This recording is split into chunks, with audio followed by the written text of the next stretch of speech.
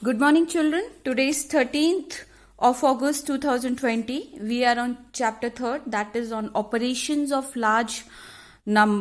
operations on large numbers, and we are on exercise 3C, which is based on division. And yes, we are dealing with word problem. We are dealing with, children, word problem. Yes. So many of you are having doubt in question number 2. In exercise 3C, many of you are having doubt in exercise 3C, question number 2, many of you are having doubt. Okay, for that, let's see what is question first. The auditorium of a school can seat 95 people at a time. The principal wants all the 43,336 students, all of local schools, to see a special film on wildlife. How many times must the film be shown so that every student sees the film once? So children, this is our question. First, what we have to do, we have to read question and understand. So question is telling there is an auditorium in a school and capacity of that auditorium is 95 seat, okay, at a time. Yes, and then it is telling that principal wants all the students of a local school. All the students means we are not going to leave any student. So how many students are there? 43,336 students to see this film. Which film? Wildlife film. Okay. So now it is asking that how many times film must be shown so that all the students can see once this film. So all the students, children, please remember, all the students should watch this movie. All 43,336 students must watch this wildlife movie. Is it clear? Now children, let's start doing this question. First we will be writing statements. The first statement will be number of students seated at a time in auditorium. How much? 95 students. Okay, at a time 95 students can sit in that hall and watch movie. So total number of students are there? 43,336. Yes, number of times movie can be shown in that auditorium so that every child can see wildlife movie. So what we will be doing? 43,336, we will divide 43,336 by 95. Yes children, see. So 95, after dividing this, children, I have already done, and you all have done, or you must have done this sum because I have given this homework. So what quotient we are getting? We are getting 456 quotient. After dividing 43,336 by 95, we are getting quotient 456 and 16 remainder we are getting. Yes children, so many of you are confused that why answer is given 457. Yes, why not 456? Yes, many of you are confused that why answer is 457. Why not 456? So children, it is simple. Question is telling, in question it is given that principal wants everybody to see this movie, wildlife movie. So we cannot leave the students, those who are left.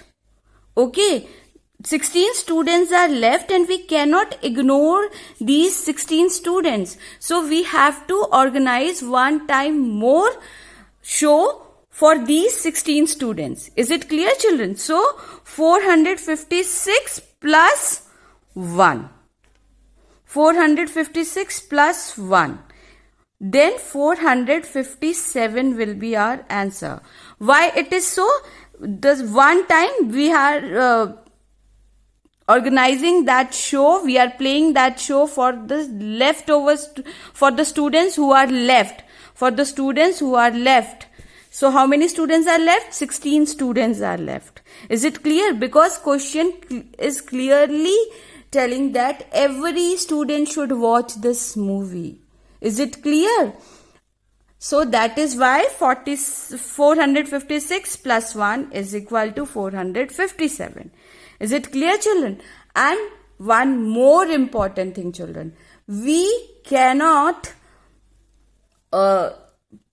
apply round off concept here. Children, please don't apply round off concept here because it is not related to this question. Round off is not related to this question, or round off is not related to this exercise only. So please don't do that because it will be wrong. Only the thing is, principal wants all 43,336 children to watch this movie. So 456 times hall will be fully packed with 95 students because in every show 95 students are watching movie. Yes, children. So 456 times hall will be packed, and the last time, that is 457th time, only 16 students will be watching that movie. Why? Because they are left. Is it clear, children? In the same way, there is one more question in your book, that is question number 4. Let's see what question number 4 is asking us to do. Now children, see question number 4. 7,65,564 books are to be arranged equally in shelves. If 85 books are to be arranged in each shelf, how many shelves will be needed?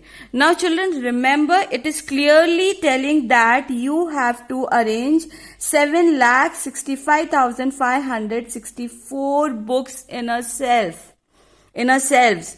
It's suppose there is one wardrobe, and in that wardrobe, how many shelves we will be needing to arrange 7,65,564 books.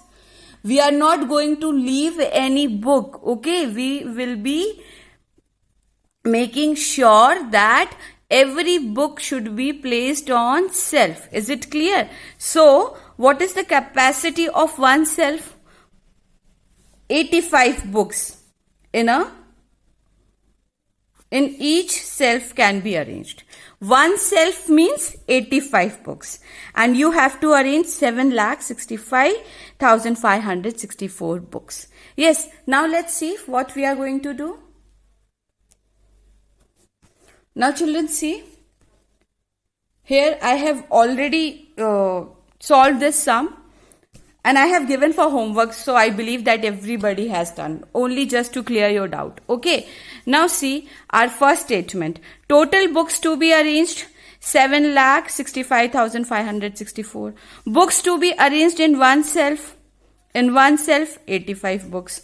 Number of shelves needed. So 7,65,564 divided by 85. After dividing it, we are getting quotient 9,006, and we are getting remainder 54.